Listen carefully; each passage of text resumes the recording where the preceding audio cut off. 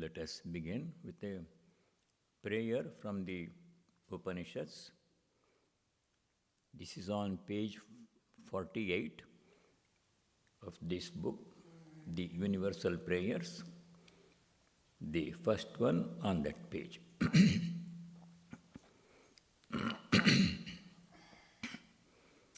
Om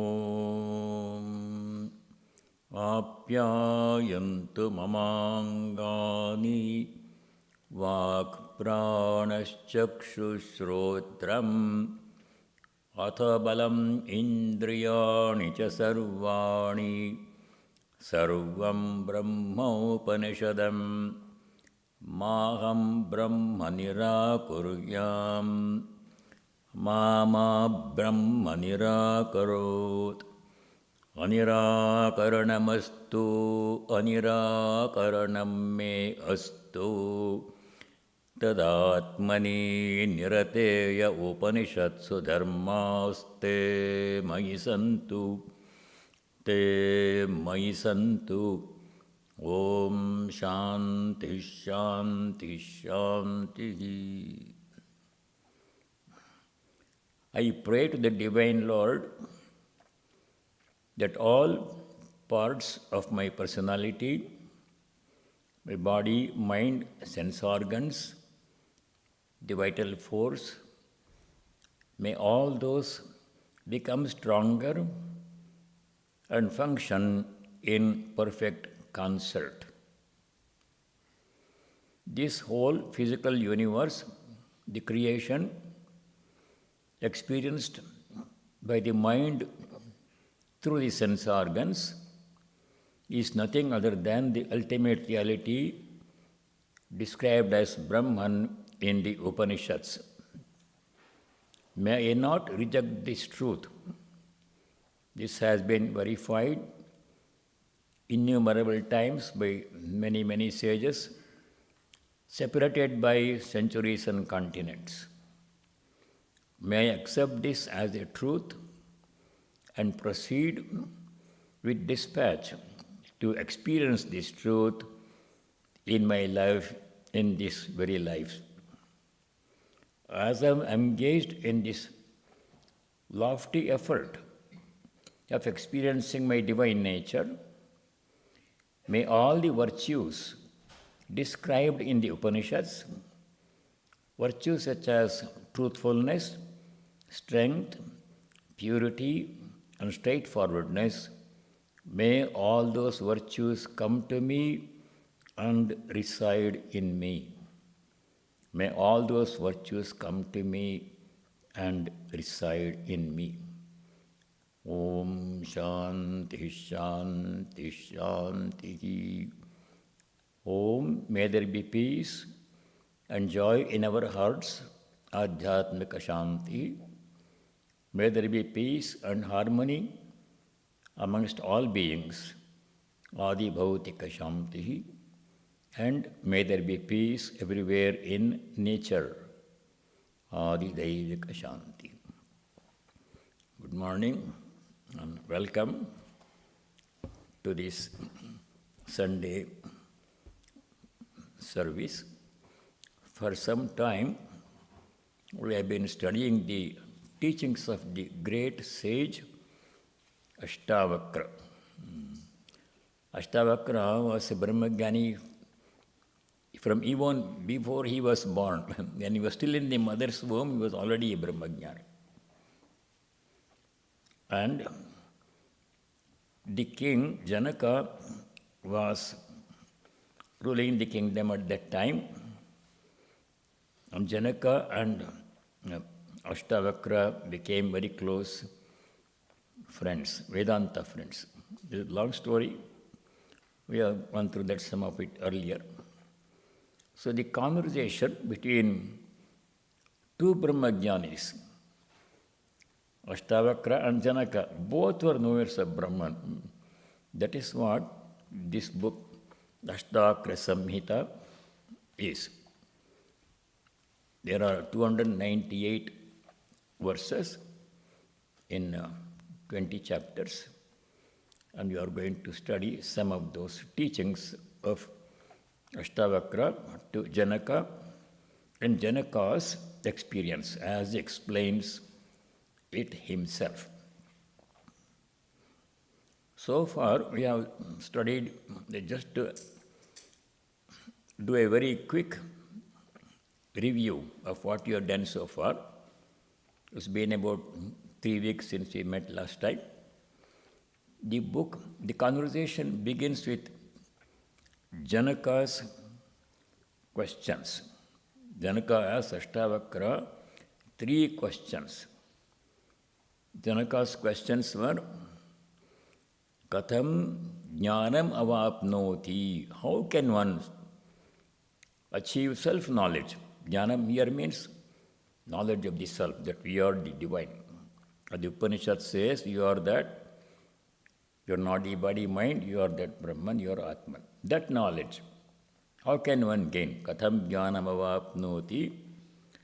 Katham muktir bhavishyati. Mukti means freedom. Freedom from all kinds of suffering. Freedom from the cycle of birth and death. How can that freedom be achieved? And third question of Janaka was, Vairagyam cha katham praptam.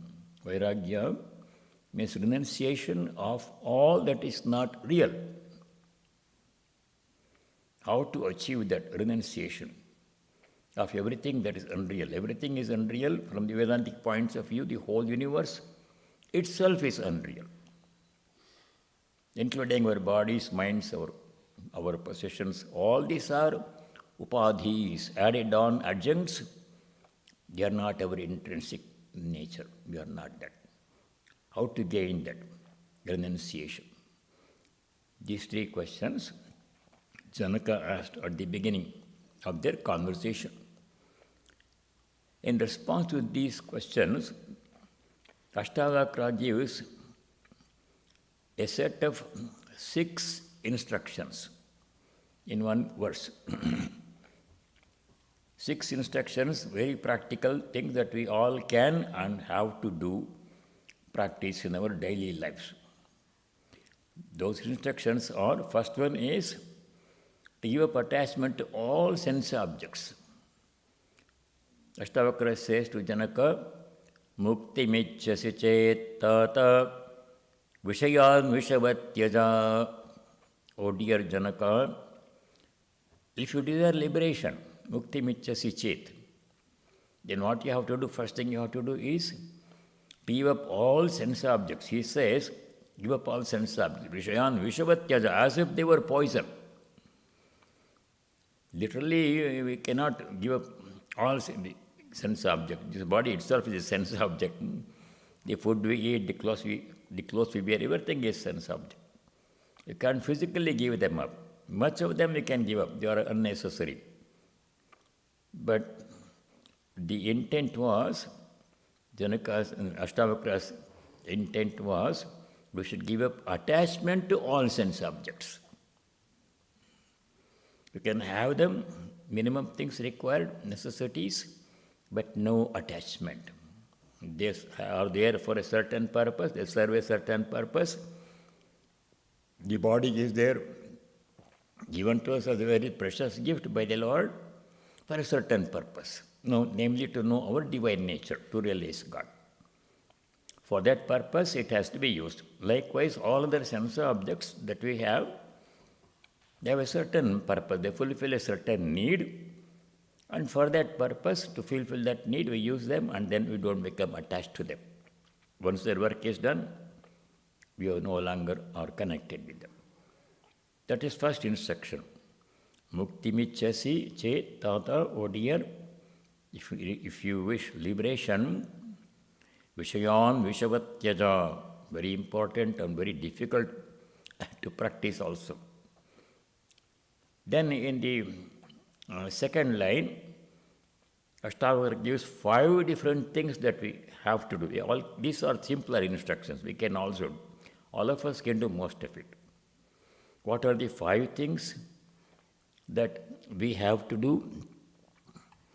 Kshama, Arjava, Daya, Tosha, Satyam. Piyushavad bhaja. Piyusha means nectar. As if they were nectar, these 5 virtues, embrace them, follow them, put into practice. What are the 5 things we have to do? First thing is kshama. Kshama means forbearance. Whatever difficulty, suffering comes in life, as they do inevitably, we have to bear them calmly, without lamentation, without brooding. That titiksha, that forbearance is called titiksha or kshama. Forgiveness also. Second one is arjavam, means straightforwardness. Straightforwardness means what our mind thinks, our thoughts in our mind must be reflected honestly in our speech. We should not be thinking something, saying something else. And then what we say in speech, in words, we have to put into practice.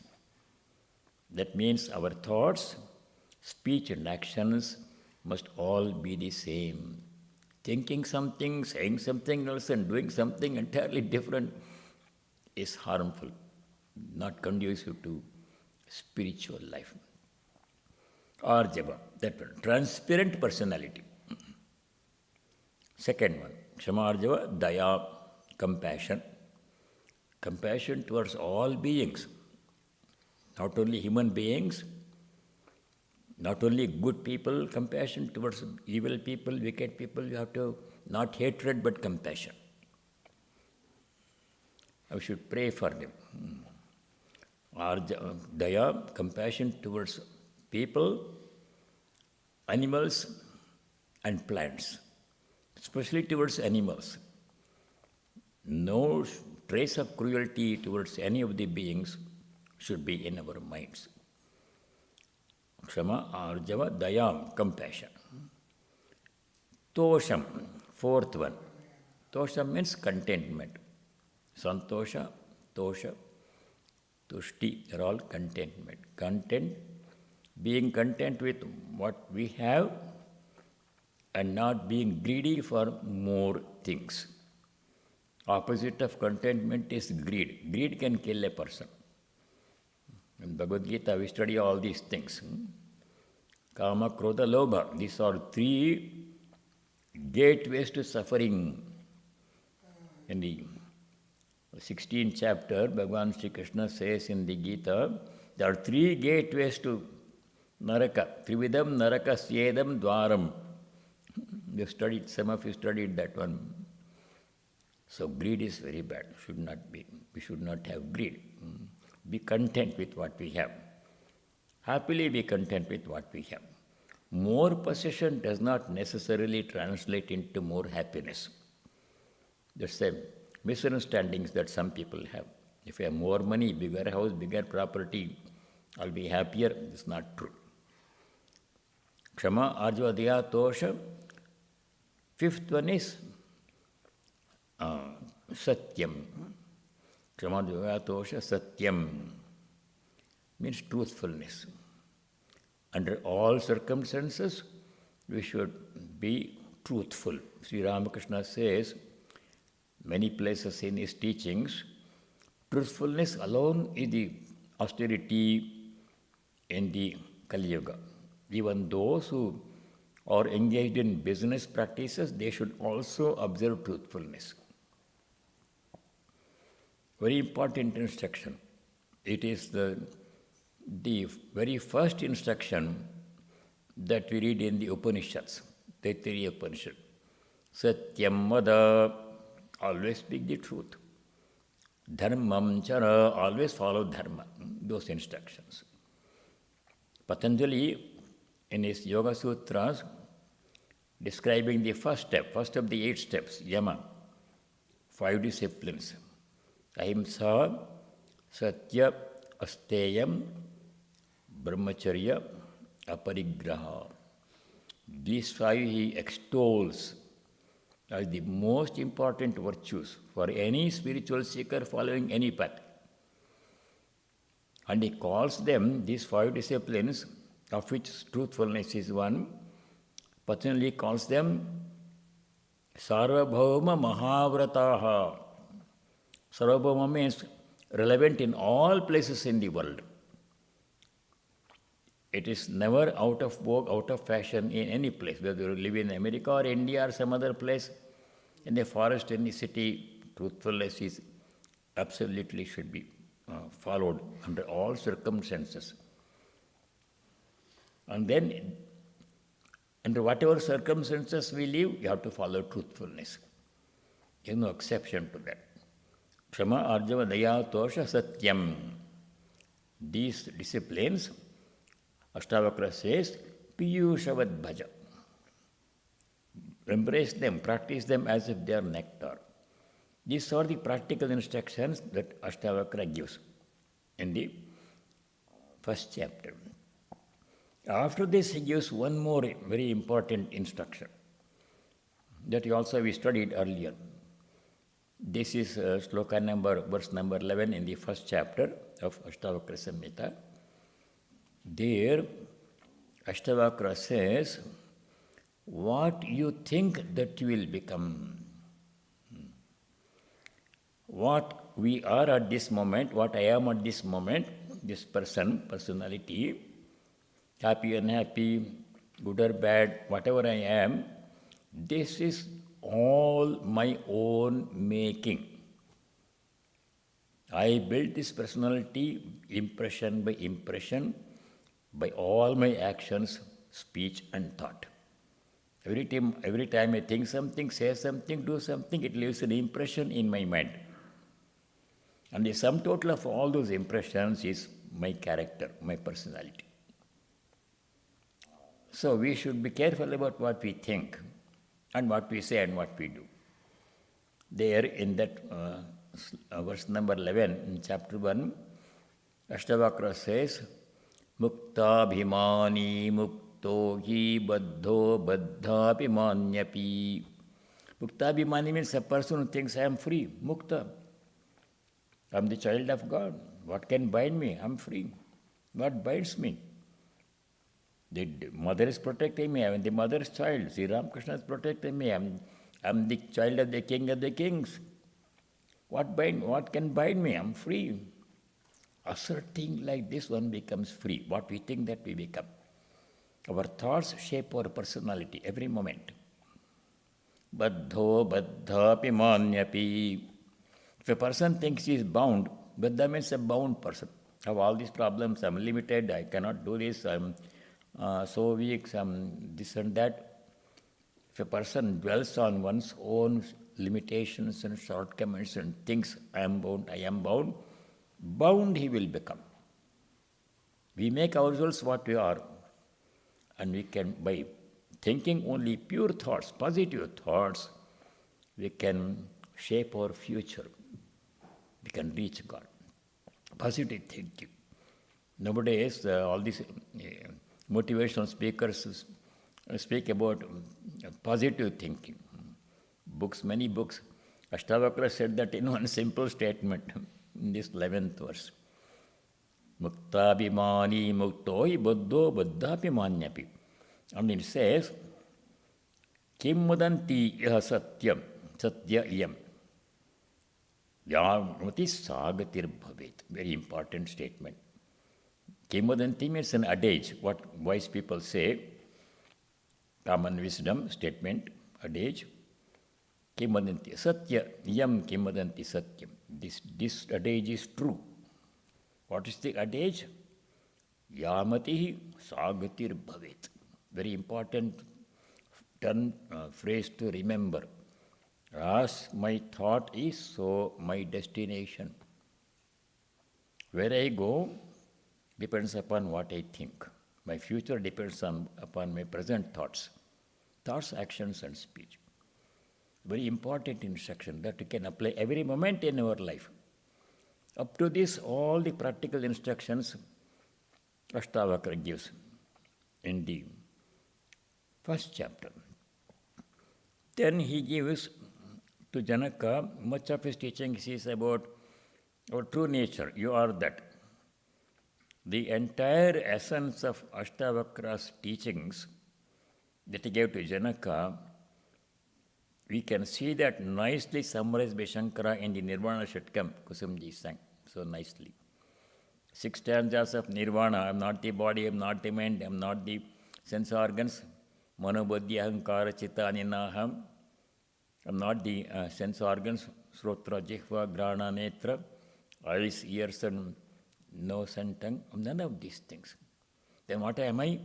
Chidananda Rupa Shivoham Shivoham. I am that supreme reality, Shiva, absolute bliss. Shiva means absolute bliss, Ananda. Chidananda Rupaha. I am Satchidananda. I am that, not the body, not the mind, not the sense organs.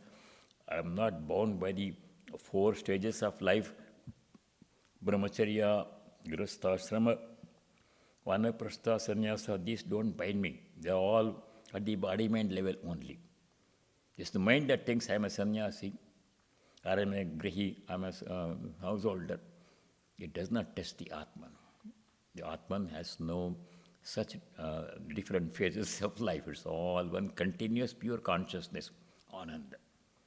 Like this. That the remaining teaching is all about the self, being the absolute joy, bliss, Satchitananda. Now, in the first chapter, Ashtavakra teaches Janaka the nature of one's true self, which is divine. For example, in the 3rd verse, in the first chapter, Ashtavakra says to Janaka, Na prithvi, na jalam, na agnihi, na vayuhu, dyavu, na va bhavan. Yesham sakshinam atmanam chidrupam vidhi muktaye. Muktaye means liberation. Salvation, liberation, moksha. If we aspire for liberation, then we have to think, who am I? What is my true nature? Then he says, Na prithvi, na jalam, na agni. These are 5 elements. Prithvi means earth, water, fire, air, and space. 5 elements. Panchamahabhutas, of which everything is made. Of none of these things.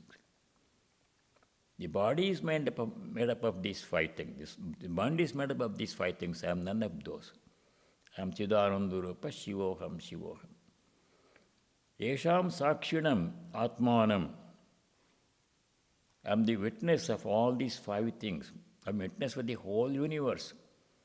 I am not a part of the universe. I am witness. I am witnessing consciousness. Chidrupam, of the nature of pure consciousness. Chut. Vidhi, know this for liberation. So thus Ashtavakra's teaching to Janaka on self-knowledge. What is our true identity?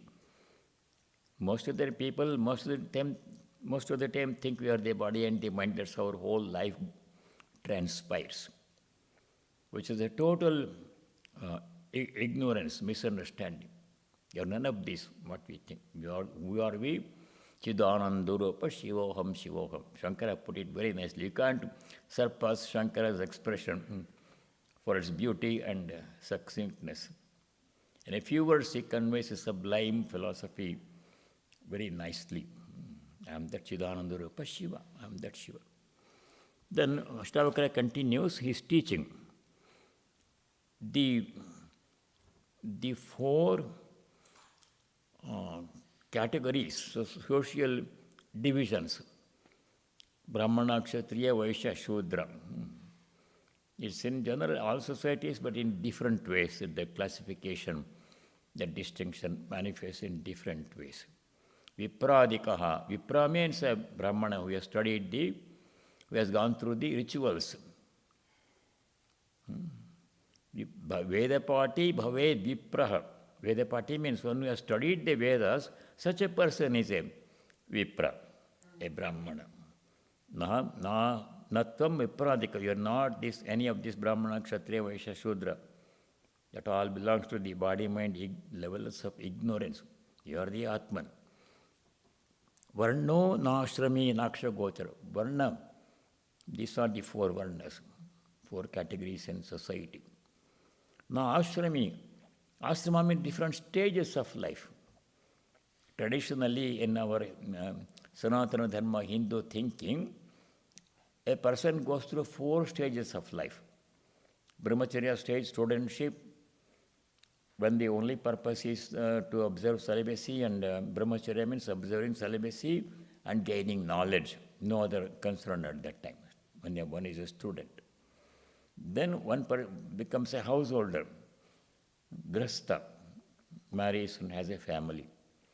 And then when after some time experiencing householder's life, gradually dispassion sets in.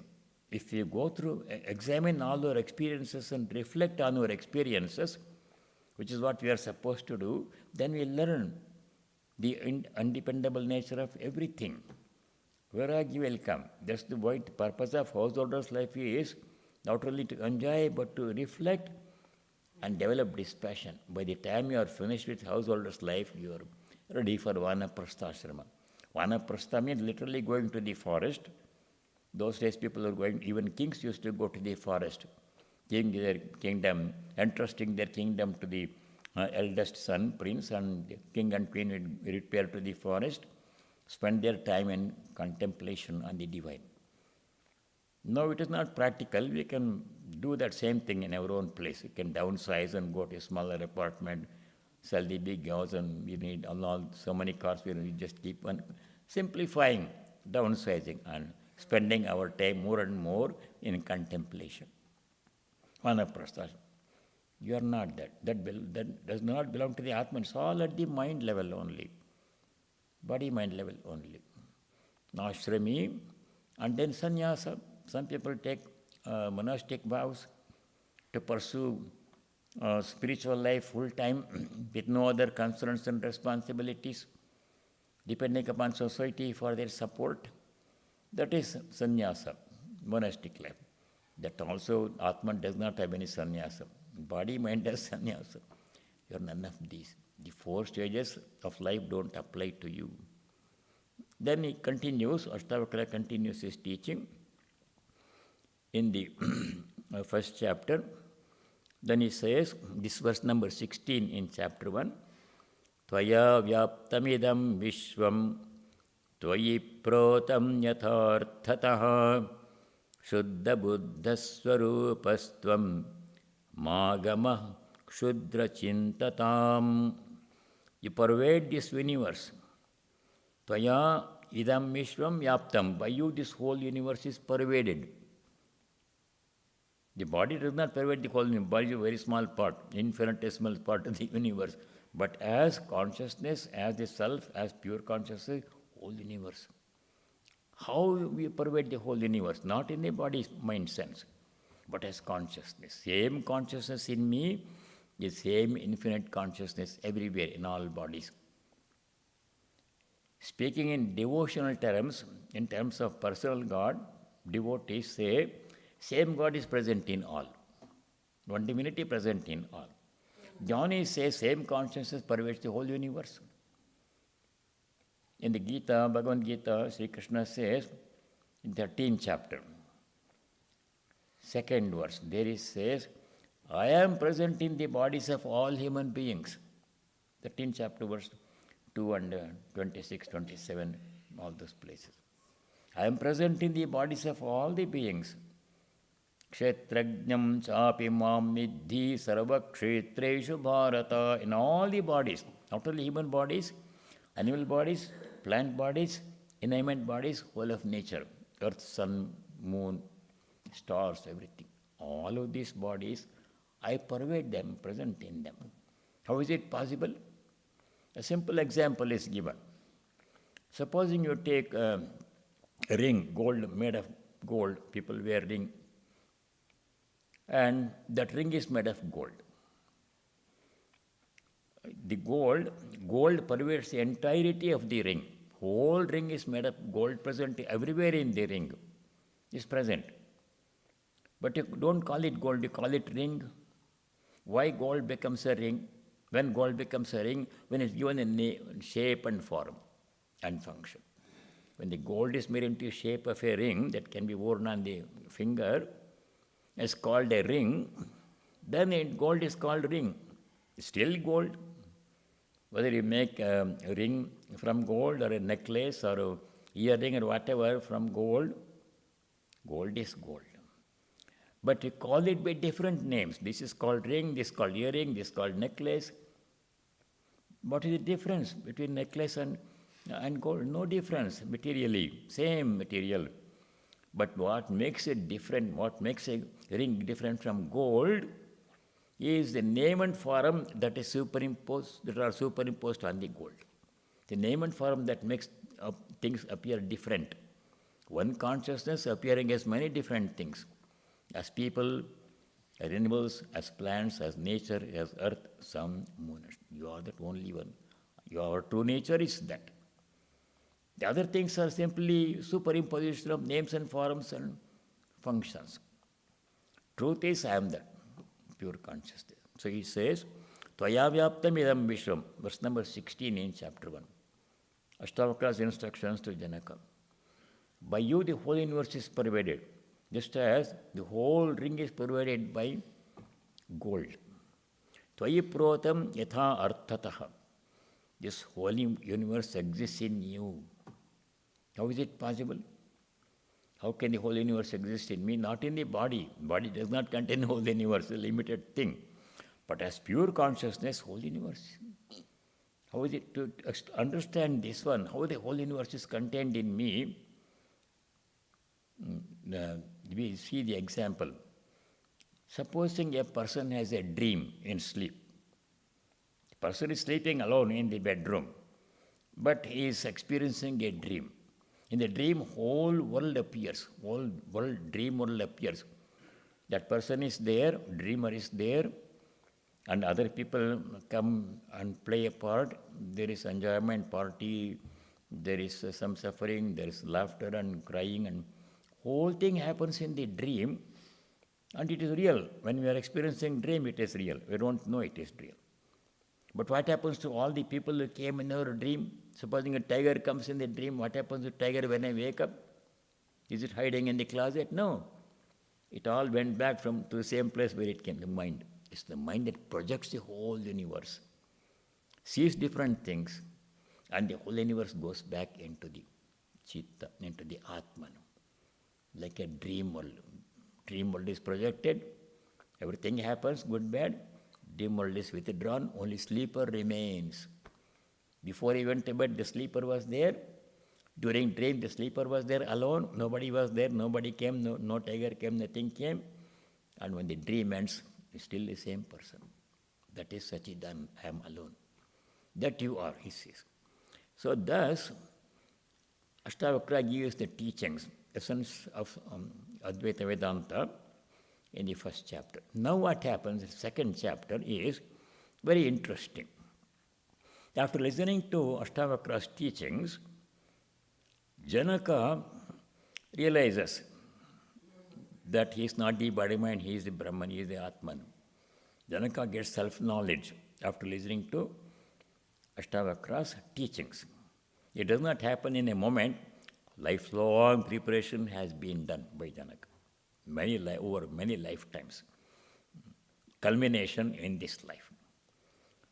So over many lifetimes, a person has to work hard, do spiritual practice, and last birth realizes God, becomes only the divine, merges, and there ends the cycle of birth and death.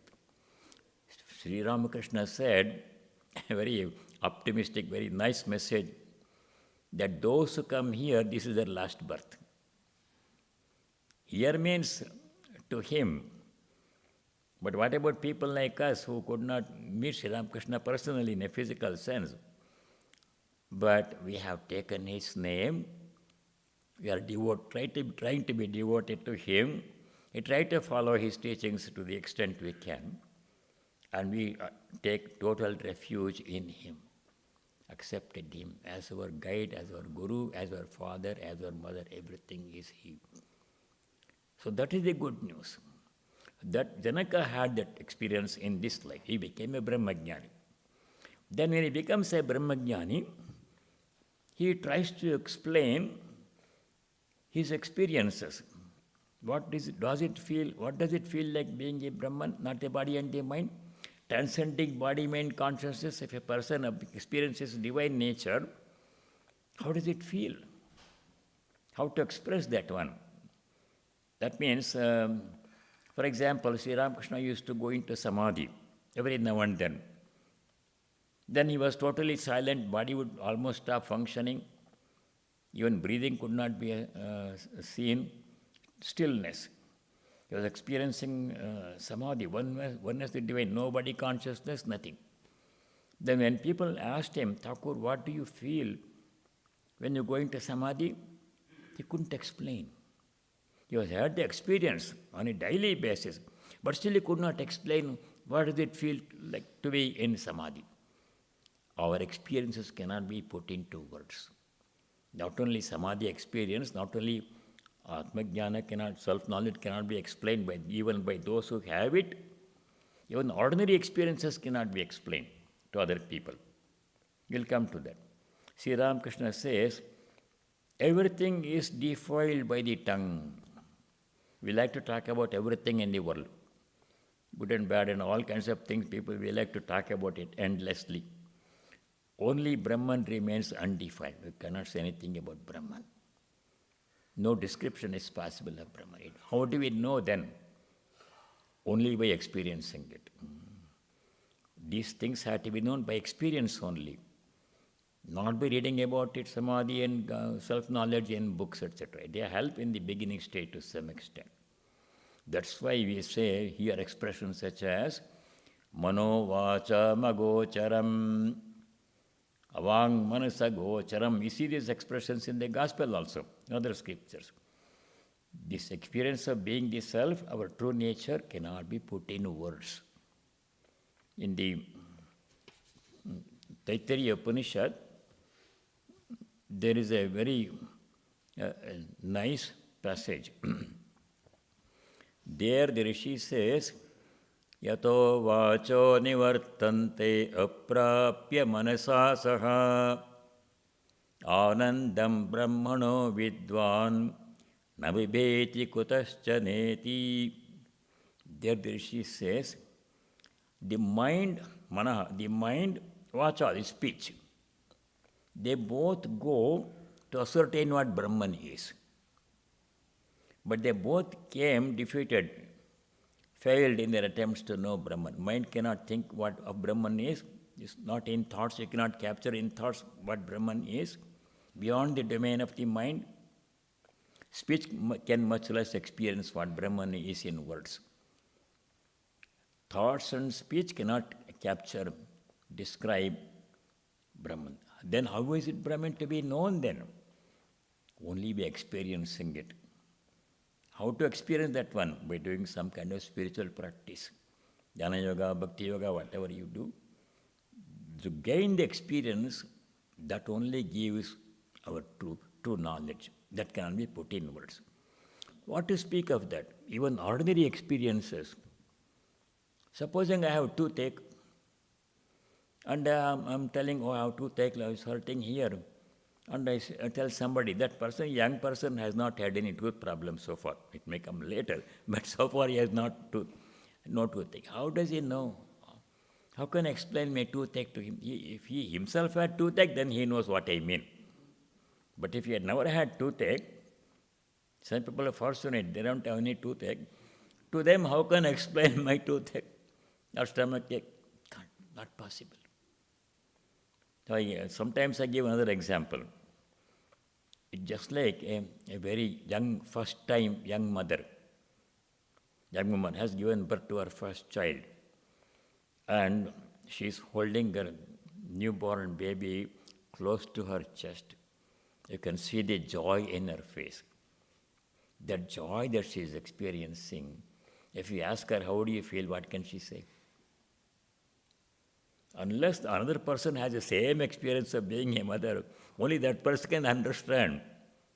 It's like seeing the Niagara Falls. Somebody comes from India and he visits Niagara Falls, and then goes back, and people who have not been to America They asked him, what was Niagara? You went to Niagara Falls, how was it? Oh, it was so wide and big and so nice and beautiful. That's all he can say. Can he convey his experience of seeing Niagara Falls to other person who has never seen Niagara Falls? Cannot. How does he have to know then?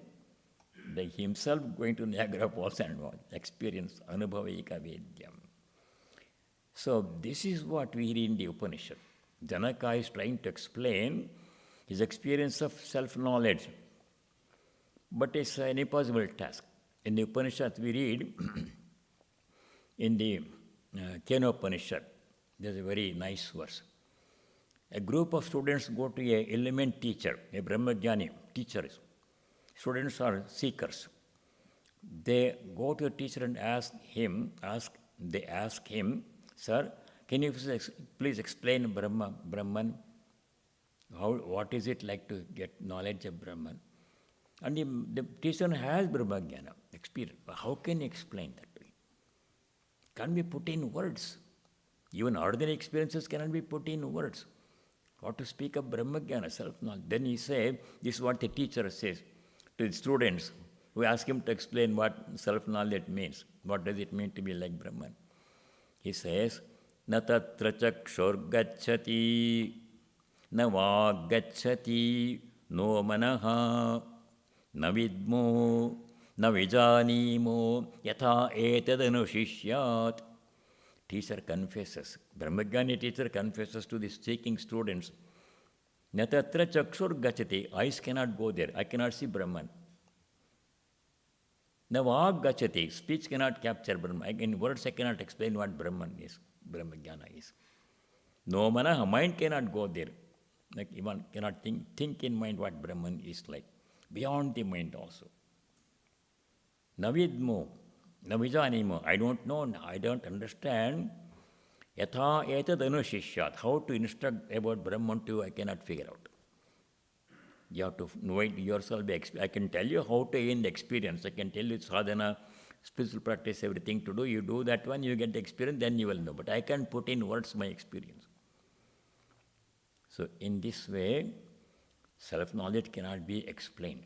But Janaka tries to explain his experience after gaining self-knowledge. That's in the second chapter. Then he says, Janaka says, first verse, what he feels it is like to gain self-knowledge. He says, Aho niranjana shanto bodhoham prakrite paraha etavantamaham kalam mohe naiva vidambitaha. Great sense of relief will come. Etavantam kalam. So far in my life, however many years have passed in my life so far, mohena eva vidambitaha. I have been cheated by the power of veil of Maya. I have been under delusion that the whole world I am seeing is real. I am the body, I am the mind, and I spent my whole life until now under this total misapprehension, ignorance that I am the body, mind, world is real. I have been cheated. I have not experienced, until now I have not experienced my true nature. I am really Niranjana. Niranjana means spotless. That means free from all upadhis. Niranjana means spotless, immaculate.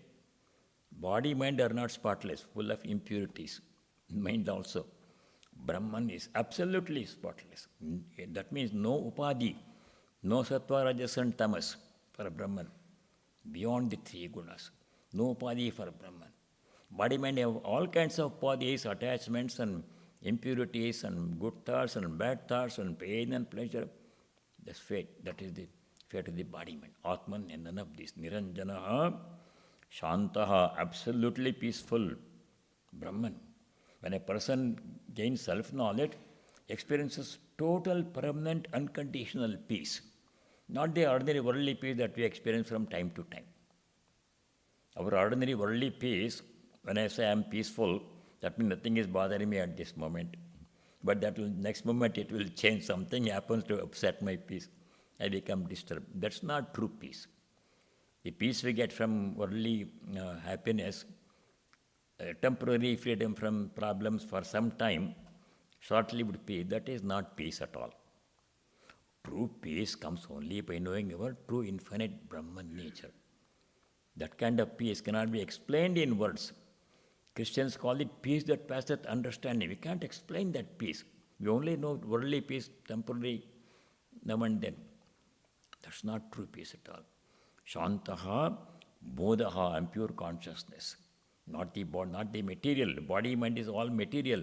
Material means that anything that is made up of matter, anything that is composite in nature, is sure to fall apart and disintegrate in time. You take anything made up of more than one thing. For example, you take an automobile car. How many parts are there? Thousands of parts are there. They are manufactured in different countries by different companies, assembled in one place, and the car begins to function as a car. The sooner or later, the parts begin to malfunction. Something or other fails and it falls apart. You have to replace it, that falls apart. Eventually, the car which ran beautifully at some time ends up in the junkyard. This is what happens to all bodies, not only automobile body, human body, animal body, plant body, earth, sun, everything, same fate. Though that is not the truth. Brahman alone is free from any kind of change, no change. All other things will go through 6 changes as we have studied before. This is totally changeless, eternal, infinite, pure consciousness. That is what I am. That is liberation. Knowing that I am the body, mind is total ignorance and cause of all suffering. Niranjana, I have been duped by now, until now, by the illusion that I was the body and demon. Moha means delusion. If I do this, I'll be happy. If I get this job, I'll be happy. If I marry and have children, grandchildren, I'll be happy. If I make more money, I'll be happy. All moha only. They do temporarily, they do bring some happiness, conditional, then they go away. That's not true happiness. That you know from study of Bhagavad Gita. In a very telling fashion, Sri Krishna describes the undependable, highly temporary, ever-changing nature of worldly happiness. In one shloka in the Gita. You have heard that so many times. I mentioned that one. Chapter 5, shloka 22. The worldly happiness that we think is happiness, for which we strive so hard all our lives, is not happiness at all. Yehi samsparshaja bhoga dukkha yonaya evate. Samsparshaja bhoga means happiness that comes from contact of sense organ with sense object. So all our happiness we know is of that nature. All the happiness that I know, people know, is the result of contact of one or more sense organs with one or more sense objects. And that contact is construed by the mind as happiness. Sometimes the same contact is thought of as unhappiness by the same mind. There is nothing fixed about it. And it's temporary. Adyantavantaha, a beginning and an end. Therefore, nateshu ramate buddha. A wise person does not depend on them, does not hanker, does not seek this worldly happiness. Only true source of permanent, eternal peace and joy, unconditional, infinite, eternal ananda, bliss, is the self. That's the one goal that we have to try to reach. Then we'll do one more shloka.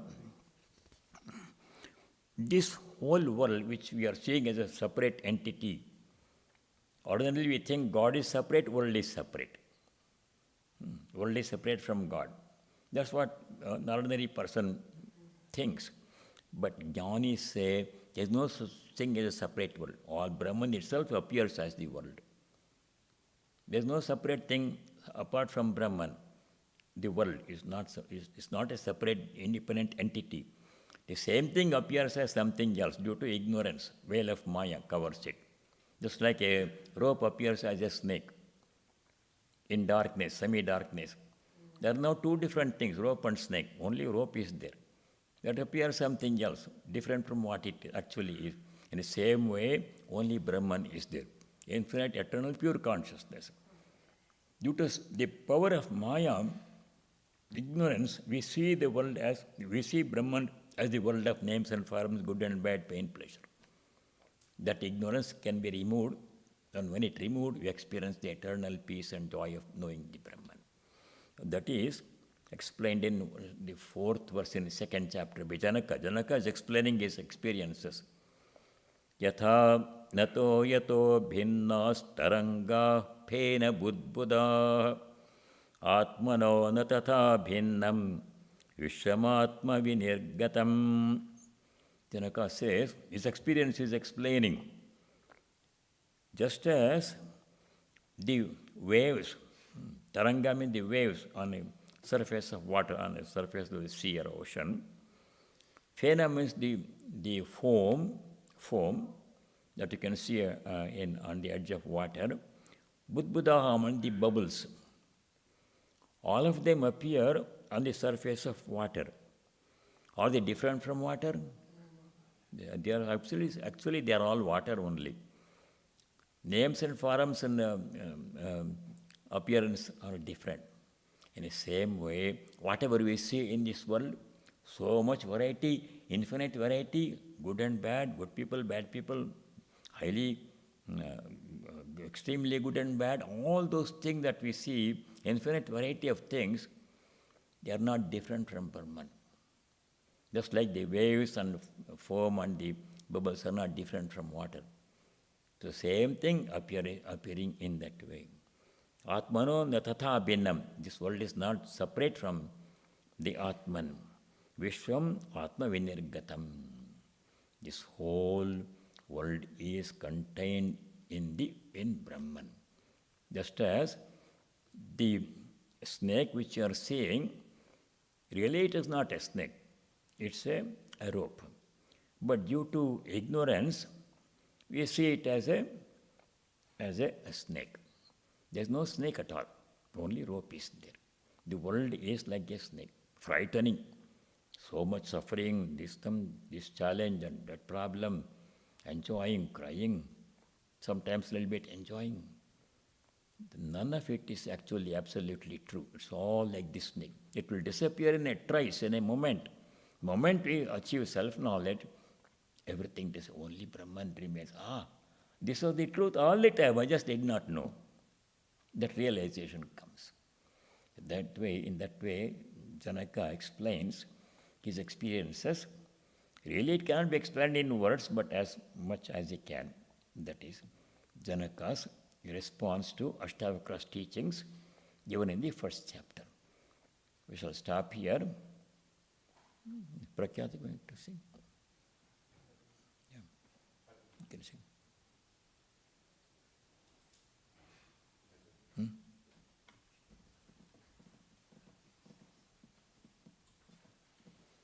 Hari, very good.